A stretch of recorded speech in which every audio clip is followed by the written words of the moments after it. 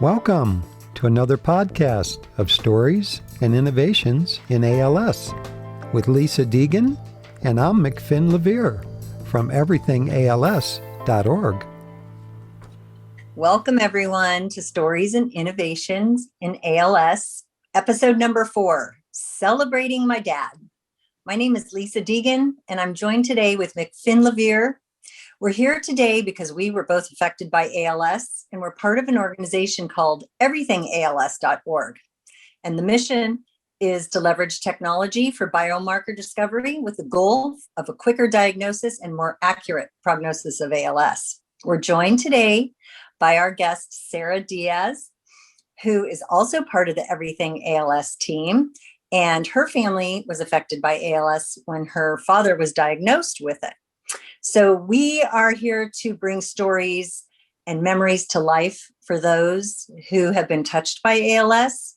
So anyone who doesn't know exactly what ALS is, it's a progressive motor neuron disease, causes loss of control of muscle control, and eventually it leads to you not being able to breathe. So on average, people live 2 to 5 years, and there's no cure. And 90% of all ALS cases, the cause is unknown. So with that, we're excited to dig into, ask some questions to Sarah to hear more about her journey. So Sarah, please, welcome. And please tell us how ALS first entered your life.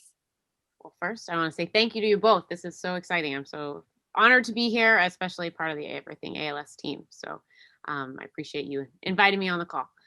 ALS started for us or at least for me, in the summer of 2015. My first memory is I lived in Virginia, and my parents lived in Philly, and my dad came down to visit, and I am a professional ballet dancer, and that's kind of what I call people my home. Whenever anything goes funky, I run to ballet because that's just what I do and always have done. And I spent the weekend with my dad, and on Monday morning, I go to ballet, and I said, guys, my dad's winking a lot. And I just remember it being this like closed eye, right side only, just wink all the time. And you don't think much of it. And we just kind of brushed it off and laughed. And I said, hope it's not at anybody awkward, and moved on. And that was in June. By the end of July, I went to visit my parents, and I came back and once again went to ballet and said, guys, my dad's tongue sounds way too big for his mouth. Slurring his words. And that's how it sounded to my ear, is that it wasn't like people always say you're slurring your words. Have you had a little fun that day? But that's not how it sounded. It just sounded like it was too small of a space for the words. And I just said something to my mom, and she said, yeah, we've noticed it too. And he's been to the doctor. I said, okay. I said, well, what did they say? They said, well, they sent him for speech therapy. And I said, well, what about the eye? And they said, well, they just thought it was like a droopy eyelid. It is what it is. Well, was the eyelid drooping? So it would droop, and it would look like he'd wink, and then he'd be able to kind of open it back up a little again. Okay. And it was pretty constant. And by the time that the speech started, both eyes were doing it. And I was like, okay. So I remember just being like, this doesn't make any sense. I'm also a nurse. I worked as a neuro nurse at the time. So neurology and neurosurgery were my thing. We also did trauma surgery. So kind of all three. But I was like, this just doesn't fit right. But if that's what they say that it is, and some speech therapy is going to cover it. Okay. Well, that didn't last very long. And then the slurring got worse, and it was people now at work were starting to question him and say, hey, have you had something to drink? It's the middle of the workday. And so they went back to the doctor. And that was in October. By December, he pretty much had lost a lot of his speech. You could understand him if you were around a lot, but it wasn't very legible to other people. We had gotten him voice boxes, all things that the speech therapist just said, oh, okay, talk to text. Like, but we still didn't have a diagnosis. And so they said in October, well, maybe it's myasthenia gravis.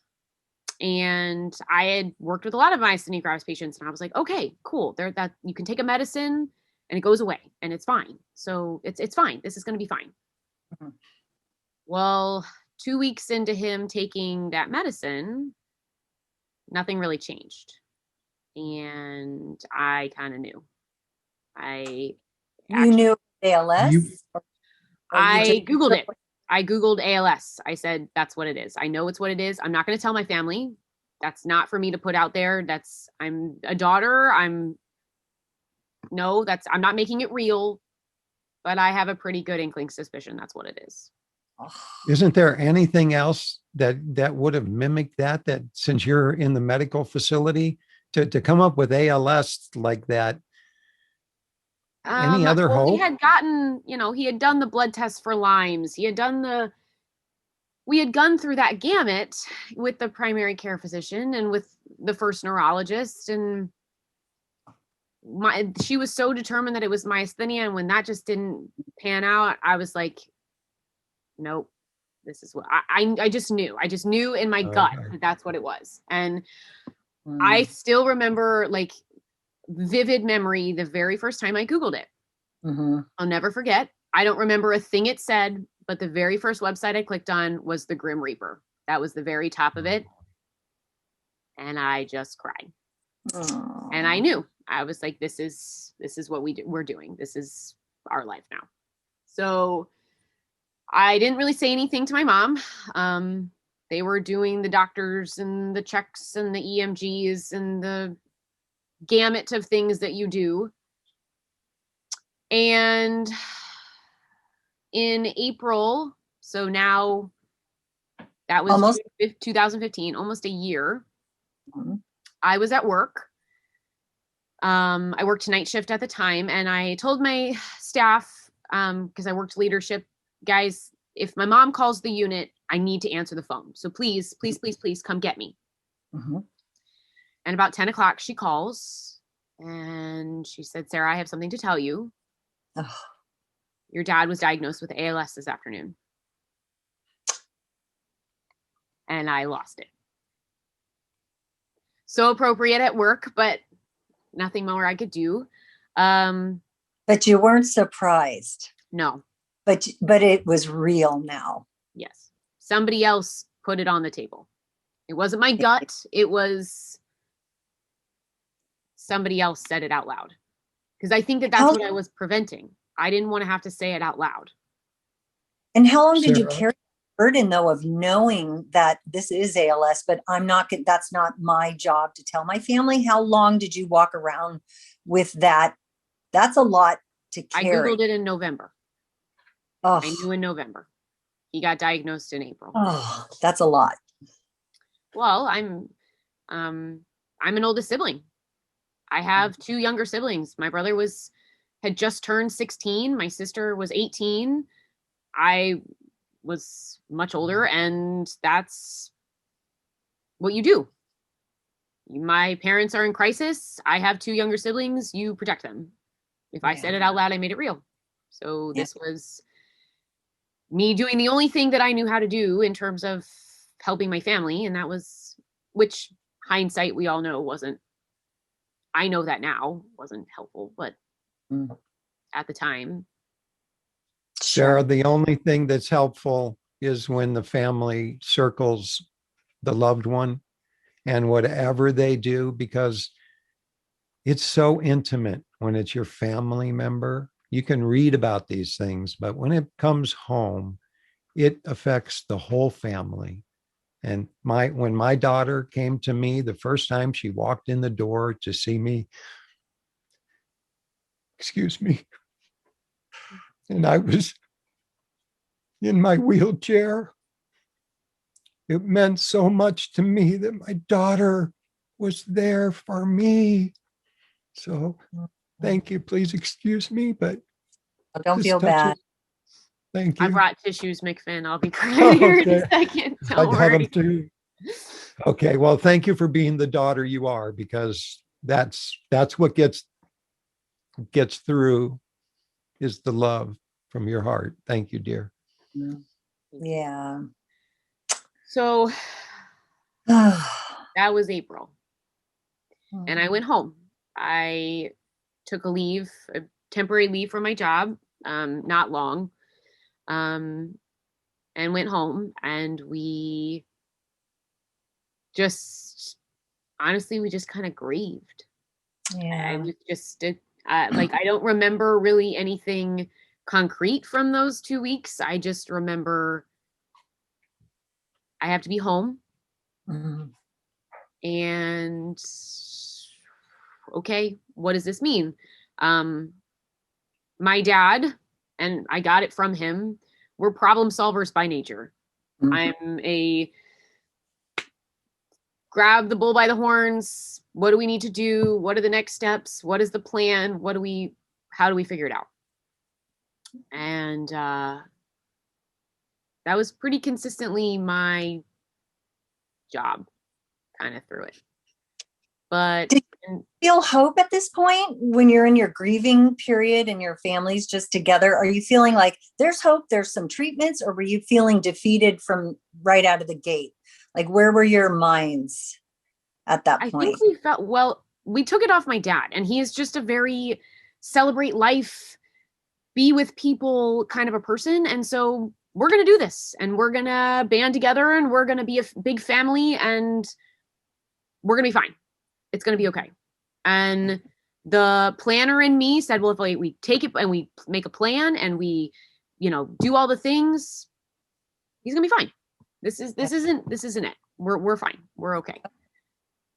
So I went back to Virginia, and my parents started going to the clinic, and he tried Radicava Mhm.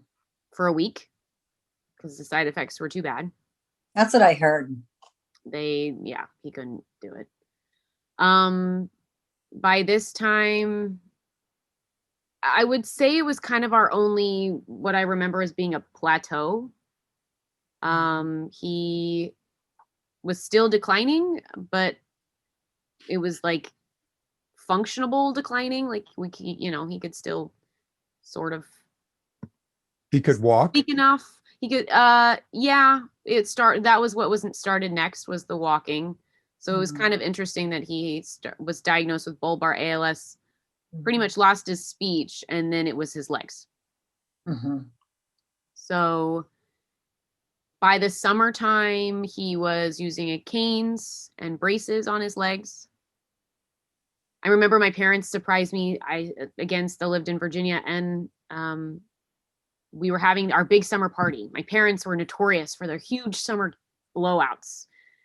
We had everybody and anybody. And so I was going to continue that in Virginia. And I finally had gotten a house and had this big summer party and put lights up. And I turn around, and they're my parents, and they're walking in my backyard, and I had no idea that they were coming. Oh. And I played cornhole with my dad as he has his two braces on and his canes, and we're dancing and laughing, and he's meeting all of my friends and hanging out at my new house. And it was a blast. It was such a good surprise that they came down, and he could still play games and be silly and stuff. Your dad sounds like he was like I'd want to hang out with your dad. He sounds like he embraced life and he was fun. Yeah. So my dad was, his like motto in life was, you'll never meet a stranger. That was like one of the biggest things that we learned or were like raised. So even as kids, like, you'd be in the elevator, and by the time we got to whatever floor, we would know every single person in the elevator, and he would be calling them in a couple weeks to set something up. And you're like, when you're 6 and you're just sitting there like, Dad, stop talking to these people because you're all embarrassed. But now I'm like, no, I'm so grateful. We've moved a lot. I've moved a lot, and I can still go to any of these places and have this family, because all these people, once you were brought into his fold, you were family. Mhm. And Sarah, did you notice that your father is with you? Your Ouch. father is, yeah, your dad is like, comes through you so beautifully. It's so nice that you feel that depth with him still today, because it'll never go away. It's, it's one of those things that happen, and you can't change it, but you start to understand it, and then you don't resist it any longer. And then I talk to my parents more now than I ever talked to them. Aw, So, that's so nice to hear, McFinn. I love that. I love that so much. Well, it's nice to hear that you can connect with people and just not feel that because they're gone, that's it, they're done. Right. And our work that we're doing keeps us connected to our loved ones. That's how I feel. Absolutely. So Absolutely. I feel like I just get to celebrate him we're mhm. working, my dad worked in pharmaceutical research for years. He did cancer and vaccines, and he actually worked for CROs. So kind of what we're doing now is right up his alley. And he worked, this is kind of jumping the story, but he worked till the Thursday before he died on a Tuesday. So he was still working. Mhm. Are you serious? Yep. He was published the month before. Yep. What done? Yeah. So he was huge. So, I definitely get my work ethic from both my parents, but like just constant, something's wrong, go to work, from him, because he loved this industry and loved what he did, and, meeting all the people that he did. So this was just kind of a natural fit. It was like, oh yeah, like I get to celebrate my dad and kind of hang out in his environment a little bit more. So it's really special. And He gave you a gift. Yeah. He gave you a gift of now that you can move and go anywhere, and you have a little bit of Dan in you, that you'll always be able to connect with people. I love that. So I look at that as, Dan gave you, your dad gave you a big gift. He did more than one. Absolutely more. Well, than one. So yeah, no, he rocked it. So that kind of brings up. Is that a picture of your dad? Yeah, this is my dad. And so the thumbs up thing, it's kind of the last finger or button movement he had was his thumbs. Mm-hmm. Thumbs and a left middle finger, but I won't show that on camera. So that's how we always, it was either thumbs up or thumbs down. That's how we communicated. And now it's just kind of a thing in our family, like, all right, we're thumbs up, we're good to go, or not so much. I remember, this is, again, kind of jumping the story a little bit, but we were, that Thursday, his last day of work, right before he passed, I was home. I had taken another leave and was home for about the last 3 months. And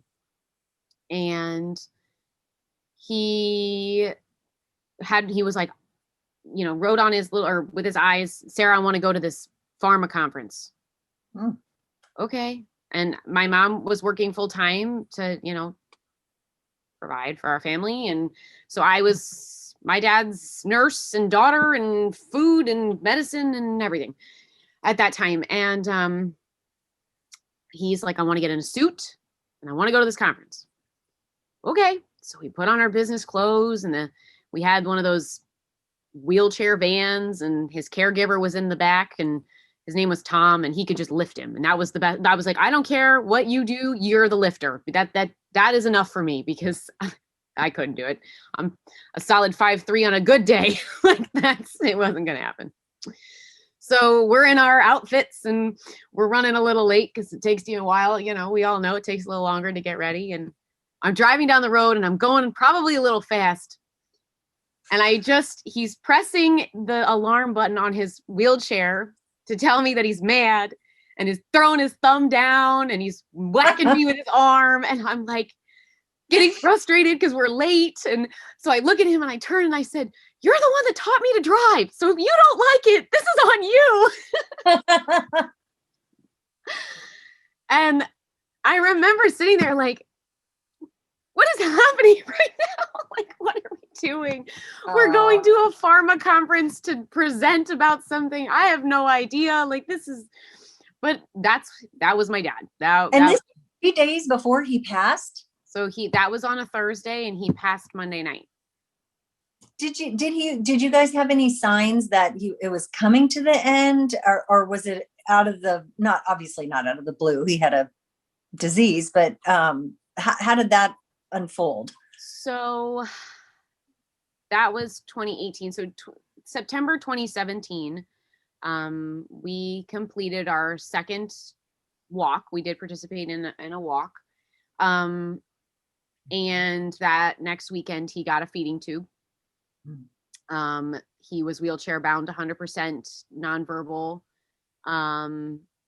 And by January, he was just starting to have a lot of pain and feeding, and he was losing so much weight, so much weight, that I knew. I still didn't live with my parents. I played the safety role.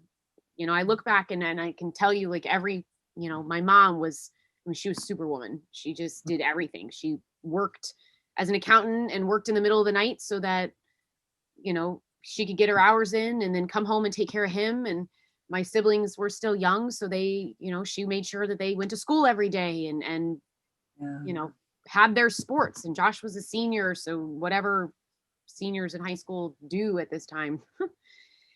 And I was the safety guru. Mm-hmm. So my parents installed a lift to go upstairs because that was our only shower. And I remember watching my mom with her back down the stairs trying to lift my dad from one shift to the other. And I walk in the house and I said, no, that's it. Mm-hmm. Or the driving, my mom was there every day. My siblings were there every day. He was frustrated that he was losing his independence and it broke my heart. But I knew that by staying outside my parents' home, because my siblings had to live there, I could be that. I could be the overseer, the big picture, I could be a nurse when I needed to and a daughter all the time. Mm-hmm. Wow. And I was so desperate for that. I needed that. That was, if I were to watch anybody else go through this process, and anytime that I see a family or somebody my age, or even anybody, I really emphasize, and they're like in healthcare, be the daughter, be the family member, be that, and then just dip into your career when it's necessary. Because if I turned into a nurse all the time, I would have been a nurse all the time, and I wouldn't have grieved. I wouldn't have dealt. I would have turned it off to get the job done, and that. It's good advice. It's really good advice. Your family, your mother, God bless your mother for being, and your mother is healthy and fine right now today. Yeah. Good. So to your mother, it's like you have learned to be a mother from your mother, even though you're not a mother per se, but you're a mother to so many people with your attitude, Sarah. It's like people can come to you and say, Sarah, I hurt. Sarah, I have a problem. And so I really appreciate that you would bring to Everything ALS. I'm sorry that it had to be your father, but what your father gave you that you're passing on to all of us is priceless. So to your dad, Dan, do you see what your daughter's doing today? We do. He's so proud of you. He's got to be so, just smiling. Because you are amazing, Sarah. You're a rock star. I mean, how do you take care of yourself? Because you seem to be very good at taking care of other people. And I know you're a dancer and you're going to school and you're working and you have a lot going on. How do you feed your soul? You've got, how do you stay so strong? I'm really impressed. I need some tips. Honestly, it's I couldn't do it without ballet. And to say that seems kind of funny, but like that bar is home. It really, it has every up and down. I mean, I've danced since I was 3. Every up and down, I go home and I take an hour to myself and take class, and then the world falls away. And then when it comes back, okay, I can manage now. I'm good to go. I've had my time. I did what I needed to do. And I also think it's a lot from my parents. My mom is, I think I got a lot of that, like, just go do from her, and her strength and her ability to hold it together, but then to go find her thing. It's not ballet, but she has something similar. And I watched that growing up, and I watched how well that had helped her handle situations, because she'd step away, she'd get herself centered, and then she'd just go handle it. And you wouldn't watch her break down. I don't remember that a lot as a kid. Now more, and I think that's probably because she's sharing it because she's an adult, and I'm an adult now too. But I think it was just that find your peace and find your center, and you can handle it. Well, and it goes to show you that keeping balance and having those boundaries, because it sounded like that was an escape, and I don't mean that in a negative way, like you're escaping. 100%. It was like when I go to the movies, like my mind is blank, and I'm like, entertain me. I don't even know what's going on in life. And I love that. So it sounds like ballet and dancing is that for you. It's an escape in a good way. Just turn everything off and you focus on that. So absolutely. I didn't know that about you in movies. That's cool. That's cool. Well, I comparison. There's a lot of things I love to do, but I could still be thinking while I'm doing it. Like I love to paint, and I could still be thinking when I'm painting. The only thing that really turns my brain off is when I'm entertained and I'm not allowed to wander, because as long as it grabs my attention. So that's why I use that. But that's exactly it. You can't focus, or at least at the bar, or that sounds like a different kind of bar, BARRE for those who don't do ballet. You can't focus on anything else than what's going on, and figuring out and listening to your own body. And so you're kind of just so in tuned, or I just feel so in tuned with myself in class that I can't be in tuned with anything else, because I don't have the brain capacity for it. So that's so wonderful, Sarah. It's I noticed you were talking about your mother and the drive that she has. It seems to me that she passed that on to you, because can you tell us a little bit about what you're doing with Everything ALS? Yeah, absolutely. Or so Caring ALS? In Caring ALS. So first I have to tell my story about how I got found Everything ALS, only because because it's about ballet too. And I think my dad totally had everything to do with it. So I got my love of dance from him. Oh my gosh, Dance Through Life. That was, I still remember us dancing like all the time. So many videos. Anyway, I moved to St. Louis because after my dad passed, I decided that I wanted to go back to medical school. And just, I tell people, fix the things that we went through and try, attempt, I guess, more humble. And so I quit my job and I moved to St. Louis, where my dad's from. I'm actually living in his house that he grew up in, which has been really special. And I'm living with his mom. She's 85, and hearing stories and learning things that, I would have never known or knew. And, I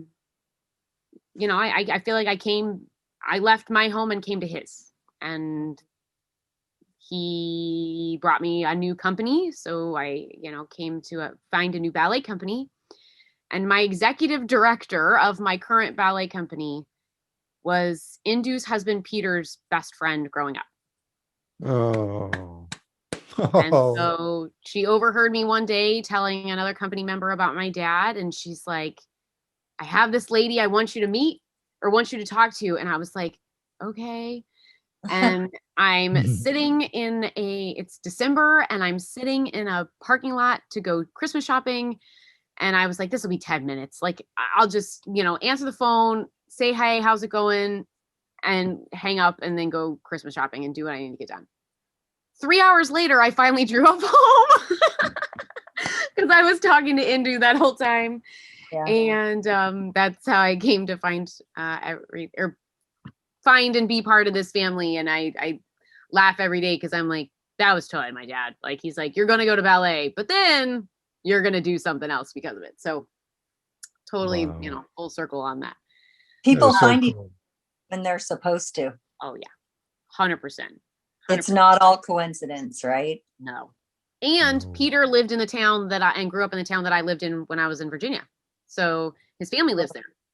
Oh, So okay. there's Have a kind of- connection. We are connected. we are connected.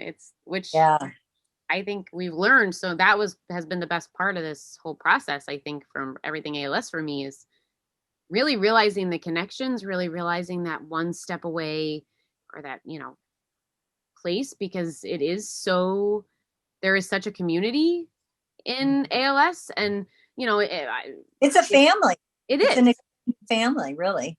which is all my life, like, find another family, find more people. So Yeah. it's just become another family, more people to meet and understand the situation. And I think that's so peaceful and healing. I think Everything ALS has been the most healing thing I could have ever done for what happened. And so now, let's see.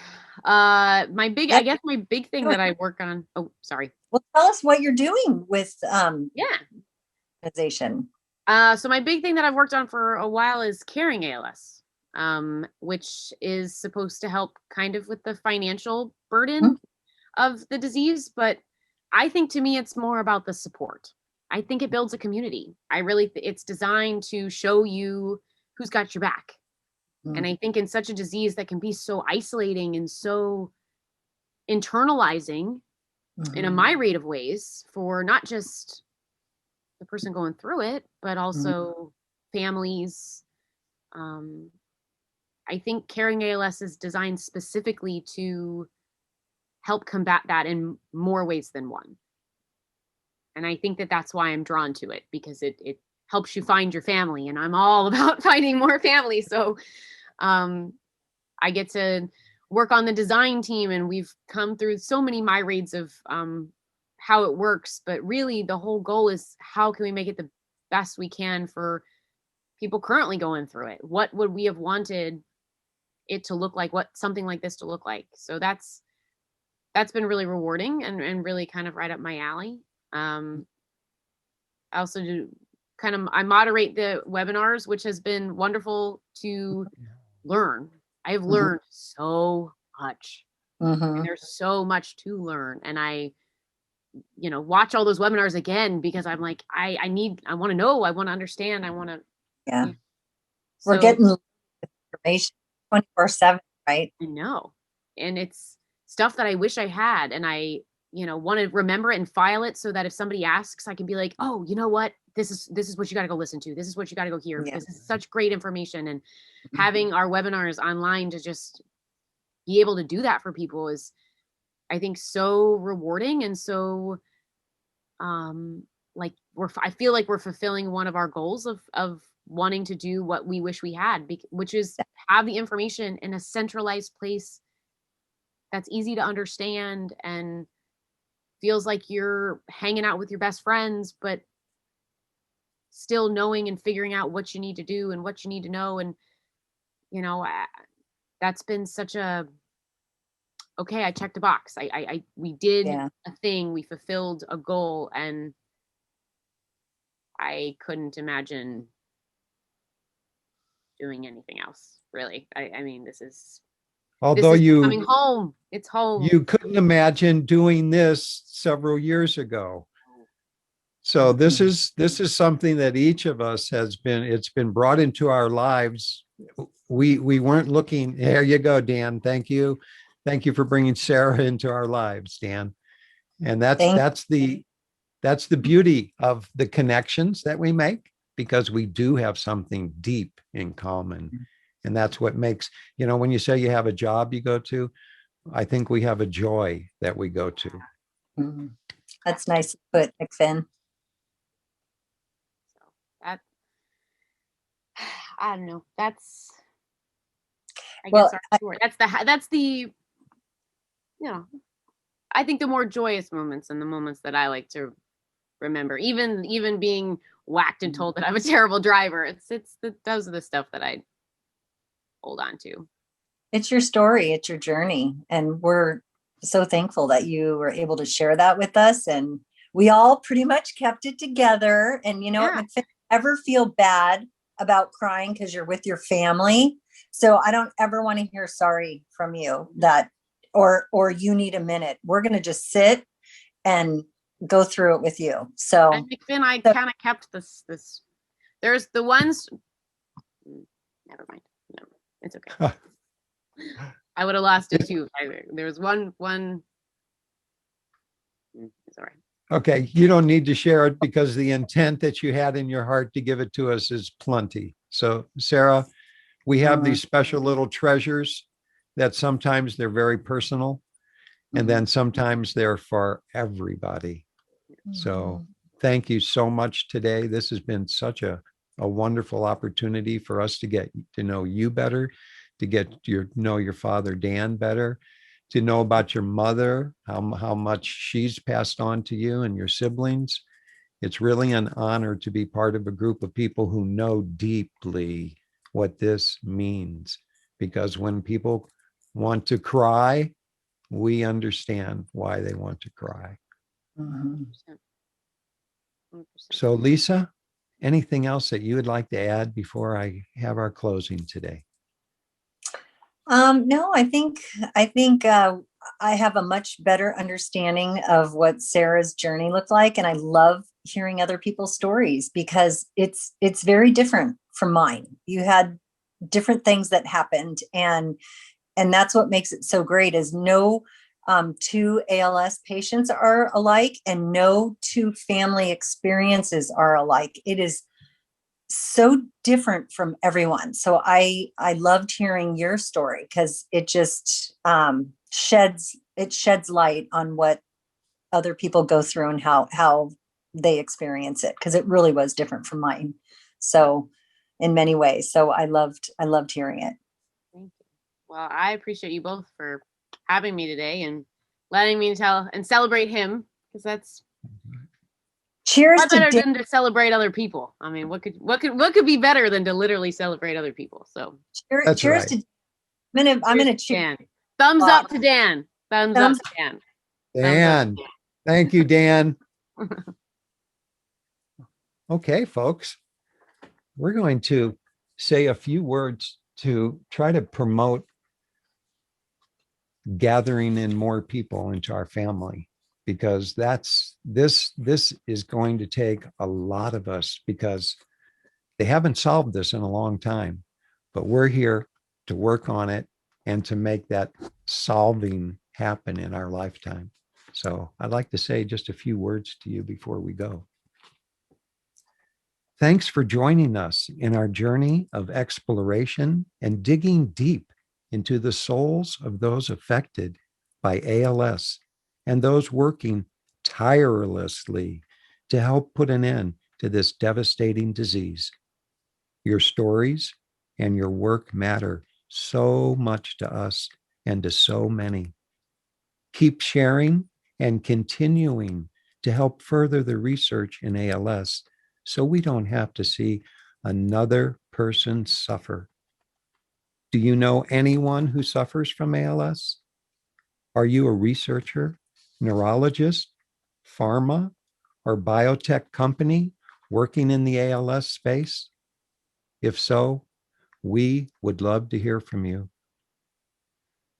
For more information, please visit us at everythingals.org, or you can contact us directly, Lisa at EverythingALS.org or McFinn at EverythingALS.org. Thank you, folks. It's been another wonderful podcast. Our hearts and our minds and our souls are all in it. And I'm sure you are too. A fine day to you. Bye for now.